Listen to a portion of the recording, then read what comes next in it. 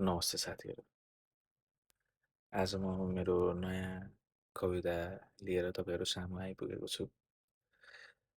आजको कविताको शीर्षक छ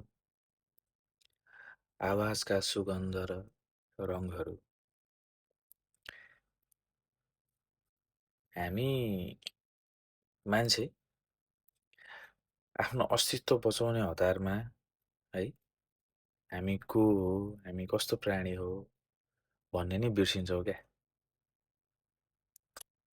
तर यत्तिकैमा प्रकृतिले हामीलाई जीवनको हरेक पाइलामा आफ्नो अस्तित्व र कर्तव्यबोध गराइराखेको हुन्छ।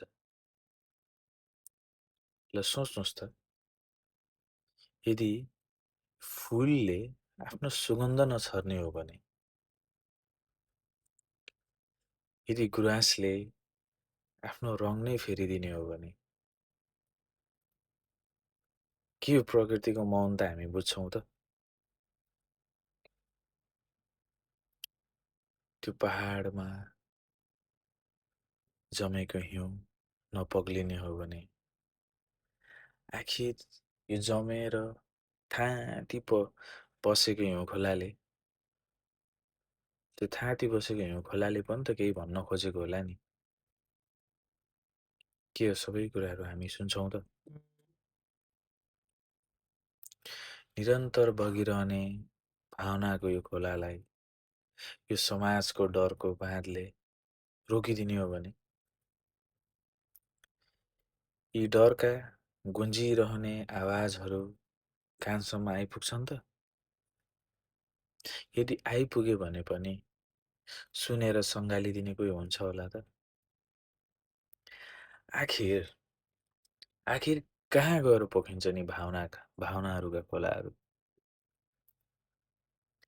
यदि पोखिन्छन् भने पोखिँदा हेरिदिने र सुनेर समेटिदिने समेटिदिनेको त आवश्यकता सबैलाई हुन्छ होला नि, होइन र?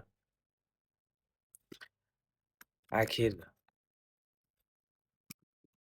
आखिर सबैलाई कि त झरनासरी बगेर खोलामा मिसिनु छ, आखिर सबैलाई कि त झरनासरी बगेर खोलामै गएर मिसिनु छ,